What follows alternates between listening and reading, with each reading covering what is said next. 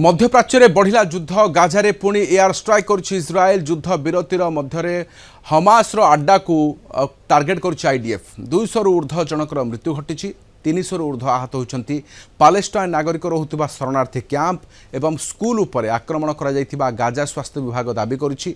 मृतकों मध्य बहु शिशु अच्छा महिला अच्छा 19 जानुआरी 19 तारीख 19 जानुआरी इस्राएल हमास मध्य होइतिबा युद्धविरति पर गाजा उपरे बड़ आक्रमण यह 2023 अक्टोबर 7 तारीख में इस्राएल उपरे अतर्कित आक्रमण करथिला हमास 1139 जन को निर्मम हत्या करने सहित 251 जन को अपहरण करथिला। जवाब रे इस्राएल आक्रमण में 46,000 लोकों मृत्यु होइछि। सेपरि दक्षिण सीरिया रे इस्राएल विमान आक्रमण में 2 जन प्राण हराइथिबा बेले 19 आहत होइछन्ति। एठारे हिजबुल्ला को टार्गेट करा जाइछि। एबडे येमेन रे अमेरिकार विमान आक्रमण जारी रहुछि। ईरान समर्थित हाउती विद्रोही को टार्गेट करा जाउछि। प्रोफेसर मानस रंजन बेहरा अंतर्जातीय व्यापार विशेषज्ञ आलोचना पे अछन्ति। प्रोफेसर बेहरा स्वागत करूछि आलोचना को।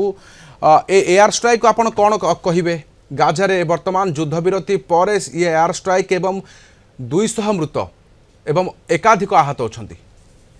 बिना कारण रे बिना प्रोवोकेशन इस्राएल पुणी आक्रमण करिछि एवं 200 लोक प्राण हरि सारलेनि। सेतरे महिला शिशु अनेक अछन्ति। इस्राएल जुक्ति हास्यास्पद कारण से कहूछि आलोचना आगेला नहीं तेणु आम आक्रमण कलु। जनवरी 19 रु अस्त्रविरति घोषणा शांति अच्छी एवं रमजान मास से पालन लोक करुचंती सेही समय बिना कारण आक्रमण करवा निरीह लोक हत्या करवा इस्राएल विश्वासघातकता एवं गोटे ट्रेचरस अटाक से करिछि जो साधारण लोक प्राण हरुचंती। हमास को ध्वंस करने तार जो युक्ति हमास कोटी ध्वंस हो नहीं तेणु हमास आज पर्यंत 2 वर्ष रु पाखापाखि युद्ध किंतु ध्वंस हबार ना धरू नहीं ता सत्वे सी आक्रमण कर चली एवं तार युक्ति जातिसंघ प्रतिनिधि कहते आक्रमण करवा आहरी बल प्रयोग कर नेतान्याहू कहते आउ अधिक मिलिटारी स्ट्रेंथ आक्रमण कर।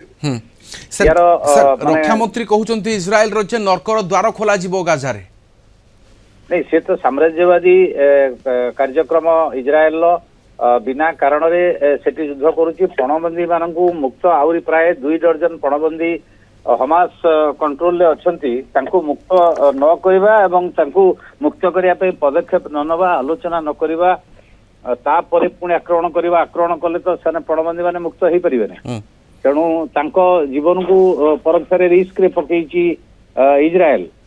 तेणु वर्तमान समग्र जातिसंघर निरापत्ता परिषद बैठक बसुची। समग्र विश्वर सबु राष्ट्र माने विशेष करके अमेरिका एथरे हस्तक्षेप करिया दरकार एवं इस्राएल को प्रिवेंट करिया दरकार अटकेया दरकार जे जेमिति अधिक आउ फर्दर आक्रमण न हो एवं वर्तमान अस्त्रविरति चालू रहू एवं पणबंदी मुक्ति पे आलोचना मध्य चालू ता न करिकी सी हठात कौन सूचना न देकी आक्रमण कले एवं तार प्रति आक्रमण मैंने करेंगे पुणी निरीह लोक मैंने हईराण हे मृत्युवरण करेंगे क्षताहत हे अलरेडी 50,000 ऊर्ध्व लोक मृत्युवरण कर सारे। निहाती सर बहुत बहुत धन्यवाद आम सहित आलोचना जोड़ी होइथिबारु। प्रोफेसर मानस बेहरा अंतर्जातीय व्यापार विशेषज्ञ आलोचना रही तेबे इस्राएल गाजा युद्ध में 15 मासरे गाजार 90% अंचल बर्बाद हो साराणी। यह सहित हमास 1139 लोकों को हमास मारिथिला 251 लोकों को वर्तमान आहत अवस्था बंधक रखिथिला।